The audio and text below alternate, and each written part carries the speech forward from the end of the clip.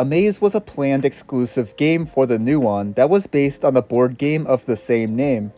And it was first announced in 1998 when the Nuon was first announced and distributed by DVD International. aMaze was complete and set to be released in February of 2001 for a price of $29.95. However, the game was abruptly cancelled between 2000 and 2001 for unknown reasons, though it is most likely due to the poor sales of the Nuon. In aMaze, 1 or 2 players would control a steel ball through a level that consisted of trap holes. And in order to move the ball, players would have to tilt the board, until the ball manages to go through the hole that marks the end of the level. Kind of like the games in the Super Monkey Ball series. Despite aMaze being ready to ship to stores, it was never released, but gameplay footage, screenshots, and official box art of the game did manage to surface. But the game itself, as well as any builds for the game, have not surfaced, and still have yet to do so. Gameplay footage for aMaze has been uploaded to YouTube, which is what you are seeing now. But it is unknown if the gameplay footage came from a developer who worked on the game or a collector who owns a build of the game.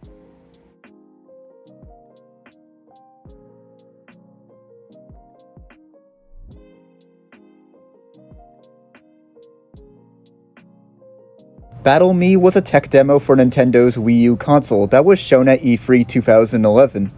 And the demo was meant to demonstrate how the Wii U's gamepad is meant to enhance gameplay and could also be played with Wii remotes. In the demo, 2 Miis dressed as Samus from Metroid ran around a large level while shooting enemies, targets, and each other. And additionally, a third player could control Samus's gunship and attempt to defeat the other 2 players. Interestingly, in the 2012 Wii U launch title Nintendo Land, there was a minigame called Metroid Blast that expanded and refined Battle Me's concept. However, as of making this video, the tech demo has yet to resurface.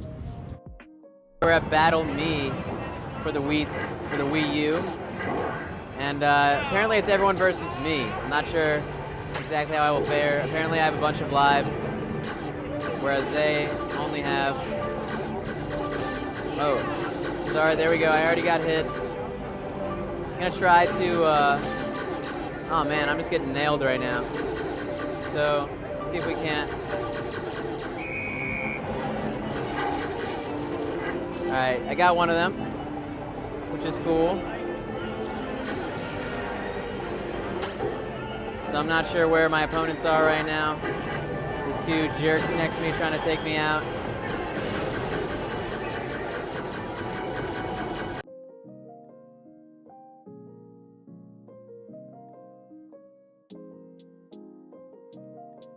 In 2005, the racing game Crash Tag Team Racing was released for the PlayStation 2, PlayStation Portable, Xbox, and GameCube, becoming the 3rd racing game in the Crash Bandicoot series, after Crash Nitro Kart and Crash Team Racing.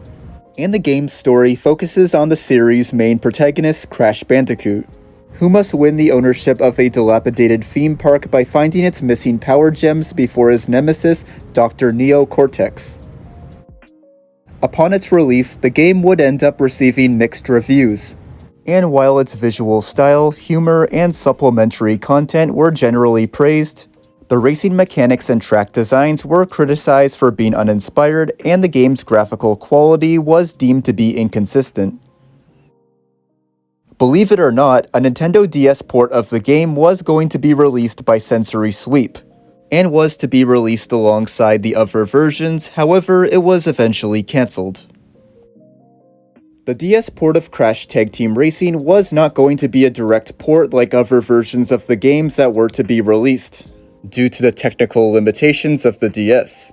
Rather, it was to be as similar as possible to the game's other releases, such as Sensory Sweep giving the character artists that Radical Entertainment character models from the console versions, and entrusting them with scaling down the models so they could fit in the DS version. However, the character artists instead made entirely new character models, since the character models that Sensory Sweep gave them when toned down made them lack detail and look boxy. The racetracks and the layouts of the tracks were to be based on the other versions of Crash Tag Team Racing. And after 9 to 10 months of the port being in development, it ended up getting cancelled, with it only being 1 to 2 months away from being completed. The reason for the game's cancellation was due to Mario Kart DS eventually being released during the same period of time that Crash Tag Team Racing would be on the market. And Sierra Entertainment, the company in which the Crash Tag Team Racing games were labeled under, thought the game wasn't going to sell enough copies. And there are also rumors that the game was cancelled because of management issues between Sensory Sweep and Sierra Entertainment. Despite the Nintendo DS port being the first port announced for Crash Tag Team Racing, which at the time it was still being called Crash Clash Racing, no images from the game would be released until late 2014, when an anonymous Crash Bandicoot fan released some images of character models, hubs, and tracks that were present in the Nintendo DS version. As of January 2024, these are the only images that originate from the game's DS port. And unfortunately, there are no gameplay videos of the port either.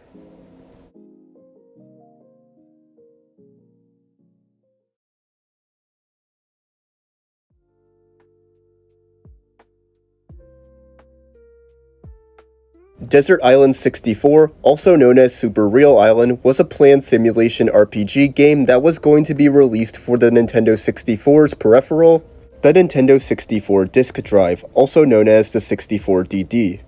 And it is known that the game was going to be developed by the Japanese content and video game company Imagineer. Desert Island 64 would have had gameplay in which you, the main character who is unarmed, tries to survive on a desert island, using methods such as cultivating the land on the island, breeding and raising the different kinds of fauna on the island, and creating a new civilization on the island. And the game was described to have been a mix of platform, survival, and life simulation. The game was going to support all of the features that were included on the 64DD, and it was considered to be a very complex game in the making, with it even featuring an evolution food chain for all the different forms of flora and fauna that it has, which you were also able to observe and interact with. In concept art and screenshots of Desert Island 64, the different forms of flora and fauna can be seen. And you can also see some of the different creatures that were planned on being in the game in screenshots of the game's demo, which include a flying insect-type creature, a crab creature, an elephant-like creature, and a dog-llama hybrid-type creature. Desert Island 64 was first shown to the public at Nintendo's 1996 Shoshinkai trade show, which would end up becoming known as Space World starting next year in 1997. And for E3 1996, the game was going to be shown off. However, it would end up disappearing from the public after its developer Imagineer started struggling financially, resulting in them canceling Desert Island 64 along with another N64 title that they were working on called Quest 64 2. As of making this video, the only media related to Desert Island 64 that you can see online are a few screenshots from the game's original demo, and various pieces of concept art, as well as various scans from issues 7 and 8 of the 1998 version of German magazine Nintendo Fun Vision.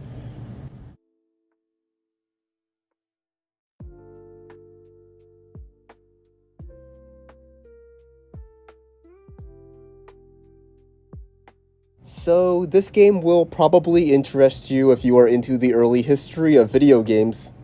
And this game, called EVR Race, was released by Nintendo in 1975 after years of them making arcade games using 16mm film. And fun fact, it was their first true video game to ever be released. EVR Race was a race betting game that used an EVR tape, which is similar to a film reel except the frames are scanned and converted into a video display. And the game was known to have two available reels of tape, with one of them featuring horse racing and the other featuring car racing. The game's gameplay was very simple, which involved players betting on which racer they think would win, and if they were correct, they win the game. Yeah, that's all there is. As for the game's availability today, you would need all the luck in the world trying to get your hands on it, as Nintendo doesn't own a single cabinet of the game, and only a few of its tape reels still exist. However, a partial cabinet of the game was listed on Yahoo Auctions in November 2016, although it is no longer being auctioned. And the cabinet featured tape reels that seemed to be intact, but was missing its control table, and it is unable to be turned on.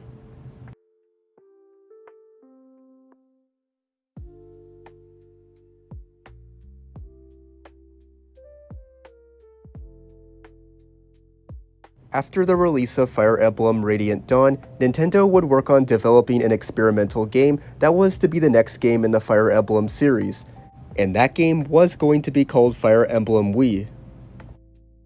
Unlike all the previous mainline games in the Fire Emblem series, Fire Emblem Wii wasn't going to involve turn-based strategy. Instead, it was going to be played more similarly to a real-time strategy game, just like the Nintendo series Pikmin. And it was going to feature a mode called Field, in which the player controls a group of characters. The game would have featured NPC interaction, enemy encounters, and the ability to freely explore areas, which even include towns, buildings, and caves. And when the player encounters an enemy, an icon will show up on the screen, before being able to initiate combat with the enemy upon contact. That was also going to feature a third-person view camera with the ability to be altered to fit the player's situation. Despite the game never being released, there were some screenshots from it that were made publicly available, in which the characters Stefan, Ileana, and Reese from Fire Emblem Path of Radiance and its sequel can be seen. Although I should note that it is unknown if the game had any ties with said games, or that the models were just placeholders for the actual character models. As I mentioned earlier, the game was considered to be an experimental game, and its experimental nature would be the reason why it would never release, leaving us without being able to buy and play the game, and also not being able to see any builds of it, as no builds of the game were known to survive. And we will continue not being able to see any builds of the game until Intelligent Systems, Nintendo, or at least an employee comes forward with a copy of the game that was in possession. I should also note that the concept of exploring an area would later be used for Fire Emblem Echoes, Shadows of Valentia, and Fire Emblem Free Houses, which are games that were released after Fire Emblem Wii was in development.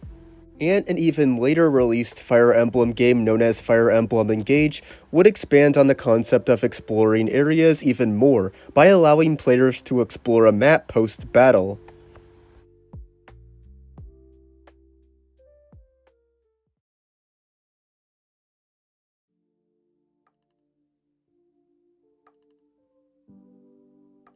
On September 17, 2013, Rockstar Games would release their 7th main game and 15th game overall in the Grand Theft Auto series, which would go on to receive critical acclaim and become the second best-selling video game of all time, right below Minecraft. The game was initially released for the Xbox 360 and PlayStation 3 on the date of its release, and in later years it would end up being released onto the Xbox One, PlayStation 4, PC, Xbox Series X/S, and PlayStation 5. However, there allegedly was a port of the game that was going to be released onto the Wii U. And while its existence isn't confirmed, its existence has been hinted at during a span of several years, with its existence first being hinted at on November 16, 2012. When co-founder and former vice president of Rockstar Games, Dan Houser, was asked a question regarding GTA 5 during an IGN interview, which was an upcoming game at the time of the interview taking place. And that question was about how the game was only being released for the Xbox 360 and PlayStation 3 and not for the Wii U or PC. To which Houser would respond by saying everything else was up for consideration regarding the game being released for other systems. Despite the game being released for PC, Rockstar would never release a Wii U port. And a few days after the interview, former Nintendo of America president Reggie Fils-Aimé was interviewed by MTV Multiplayer, and one of the questions he was given was one that asked if it was possible for Grand Theft Auto 5 to be released on the Wii U. to which he would respond by saying that the people at Rockstar Games have said very positive things about the Wii U, and that it is Nintendo's responsibility to provide development tools for developers and publishers so that studios such as Rockstar could bring quality games to the Wii U.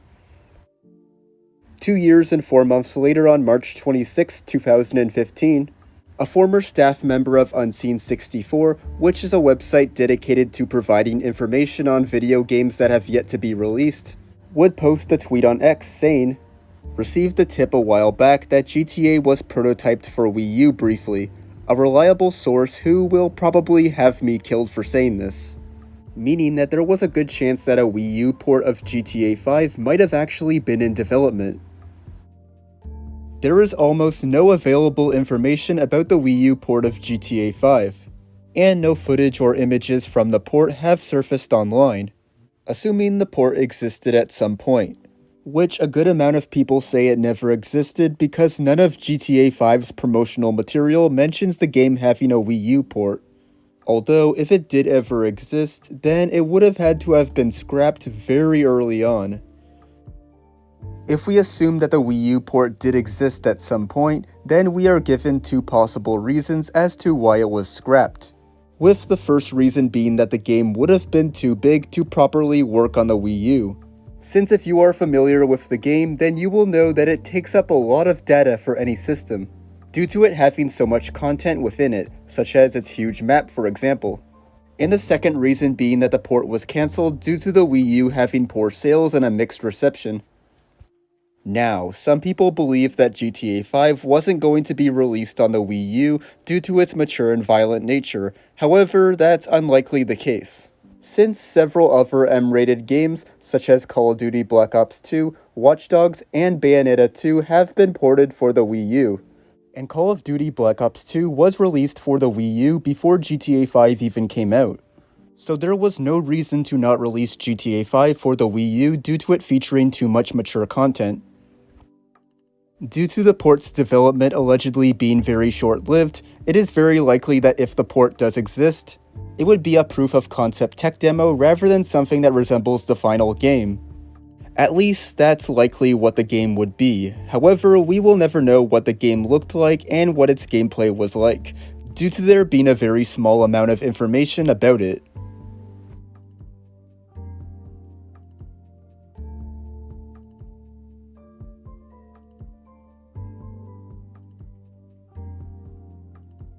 On January 4th, 2007, someone at IGN would make a blog post in which he claimed to have played a brand new upcoming game in the Halo franchise called Halo DS, claiming that the game was completely up and running and fully playable. And 6 months later, on July 18th, an interview with video game news website Siliconera would take place, where two employees who worked for American video game company Bungie would say that there has never been an officially funded or sanctioned development of any sort of DS Halo game, and that the person who made the blog post, who is named Matt Casamassina, was likely referring to an unsolicited prototype pitched to Nintendo. And this would cause people to accuse Matt Casamassina and IGN of lying about the existence of the game. Later, on October 2nd, Matt Casamassina would respond to all the accusations made against him with a blog post stating that the game was real and that it was created by a real development studio with a very big publisher.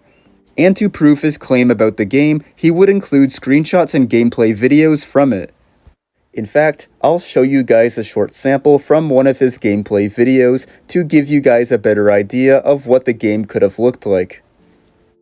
This is Halo DS, and you're going to see some better videos on my blog. You've got basically a multi-card play, a single card play, and a model viewer. We're going to do multi-card play, and I'm going to host the game here with Bozon. And you can see this is basically just a multiplayer mode right now. But yeah, pretty much right now it's only one level, but you can run around Zanzibar and kick a little ass. Oh shoot! And I'm probably going to get my butt kicked by Bozon. Oh, sorry Bozon, you die. But there you go. It's it's Halo. It plays like Halo, looks like Halo, sounds like Halo. Yeah, and it's definitely, there's some different control options. I'd like to up the sensitivity on everything a little bit. But all in all, it's it's pretty good, and it's really unfortunate that this never came to retail, because I think a lot of people really would have been blown away, really would have liked this. Upon seeing the gameplay footage, some people were able to draw similarities between the gameplay footage of Halo DS with that of the port of GoldenEye Rogue Agent for the Nintendo DS, leading to speculation that the publisher and developer of the game's demo was the same as the DS port of GoldenEye Rogue Agent, which was published by Electronic Arts and developed by N-Space. However, we will likely never know the game's publisher and developer, as the game was eventually scrapped. And I should also mention that the DS is discontinued, so we have an absolute zero chance of Halo DS ever releasing.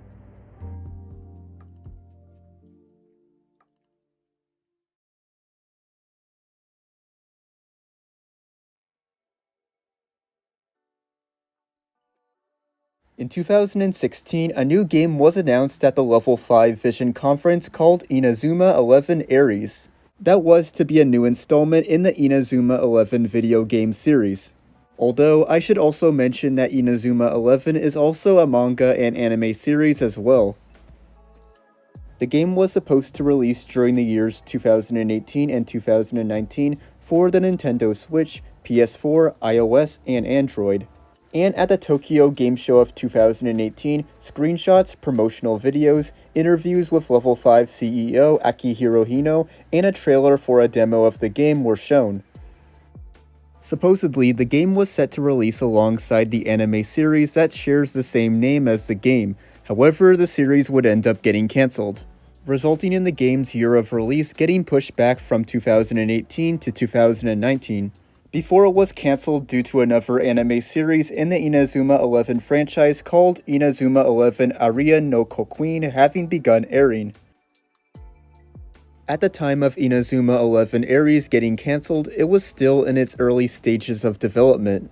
So Level 5, the game's publisher, would bring the game's production to a halt in favor of another Inazuma game that eventually released, called Inazuma 11 Victory Road. Despite the game's production being cancelled, a lot of in-game screenshots, articles about it, and a trailer for it that was shown at the Tokyo Game Show of 2018 have managed to surface online. However, we still have yet to get a look at a build of the cancelled game, which will likely never end up happening, given that the game was cancelled over more than a decade ago.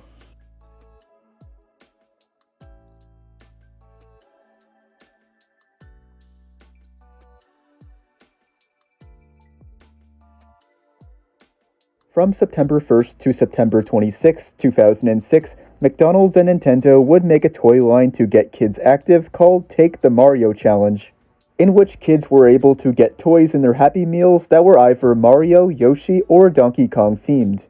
And there were a total of 6 different toys to get, which are what you are seeing right here.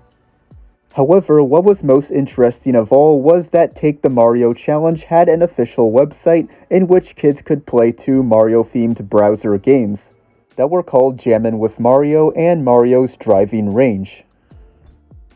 Jammin with Mario was about learning the Super Mario Bros. Theme song by typing keys on your keyboard, while Mario's Driving Range, on the other hand, doesn't have much known information about it, with it known to be a golf game that was previously rumored to be a driving game, like actual driving, not golf driving.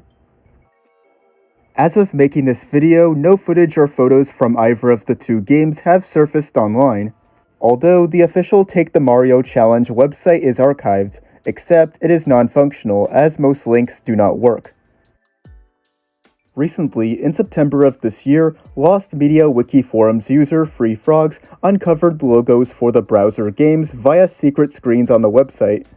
And considering that this discovery happened recently, it seems like there is more of a possibility that more discoveries surrounding the 2 games will be made in the future. And who knows, maybe both games will be found one day.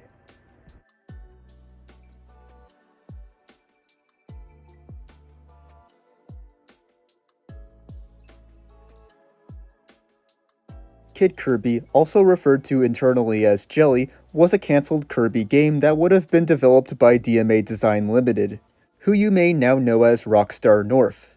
And the game was going to be released for the SNES. with it featuring an infant Kirby with a pink curl on the top of its head that was able to be controlled by the SNES mouse. Also, while recording this entry's script, I just found out that Kirby is a male. Which I never knew about in all my years of knowing Kirby, mostly because I just assumed Kirby was genderless. I don't know, it's just something that's never crossed my mind before. Anyways, the game would feature gameplay that is similar to that of the game Angry Birds, where the player would use the Super Nintendo mouse to drag and launch Kirby to navigate levels. And although the game's plot was presumably never fully finished, judging by some of its concept art, it would have featured a much younger Kirby as well as a much younger King Dedede. Eventually, Kid Kirby would end up getting cancelled because of consecutive years of unproductive development, causing the game to take far much longer than it should to make. However, even if the game did release, it would have likely sold poorly due to the poor sales of the SNES mouse outside of the Intelligent Systems game Mario Paint. A demo of Kid Kirby was produced, but a developer who worked on the game and released sprites for the game online named Mike Daly would claim that it has since vanished. And as of making this video, the only remaining media we have of Kid Kirby are photos of sprites and concept art from it that are on Mike Daly's Flickr account.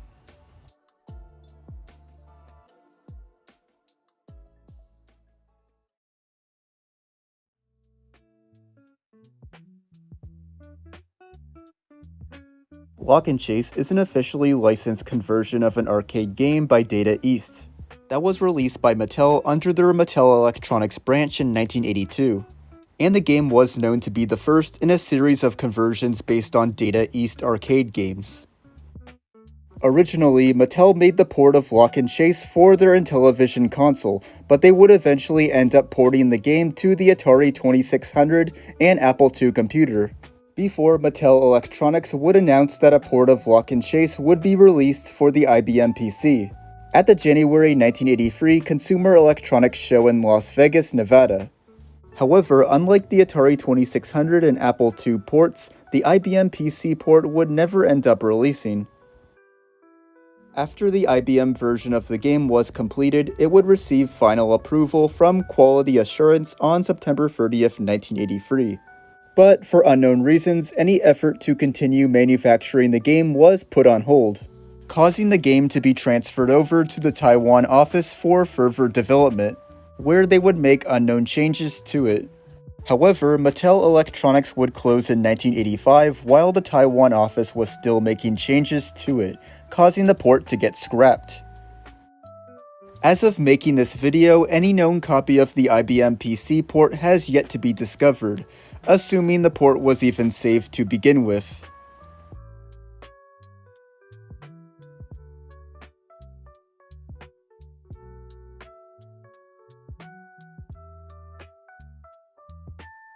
In 2003, Japanese video game company Capcom would announce a Mega Man game that was to include the first 5 Game Boy Mega Man video games for the Game Boy Advance.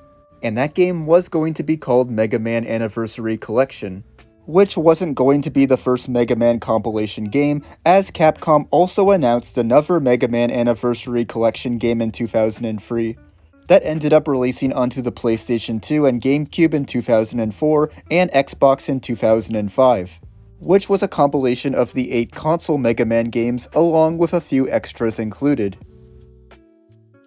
Originally, the Mega Man Anniversary Collection game for the Game Boy Advance was going to be titled Mega Man Mania, but its name eventually would change to match that of the other collection game.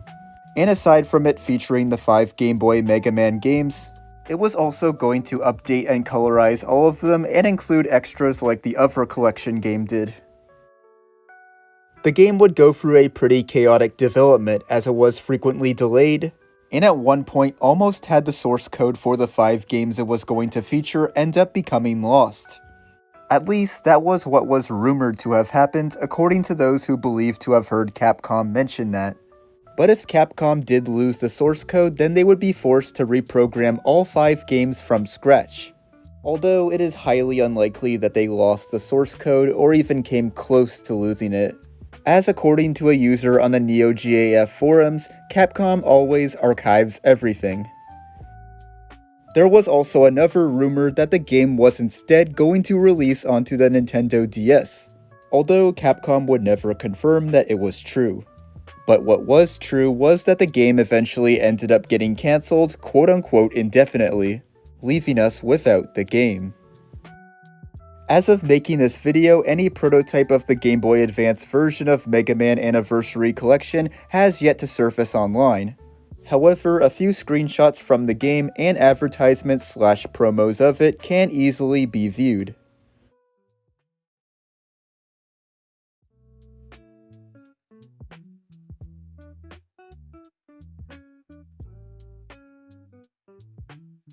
Nuclear Subcommand is a Commodore 64 game that was developed around 1992 by VMC Software, with it being sold as a realistic nuclear attack submarine simulation game, being sold on disc and requiring GEOS 1.3 or GEOS 2.0 in order to run properly.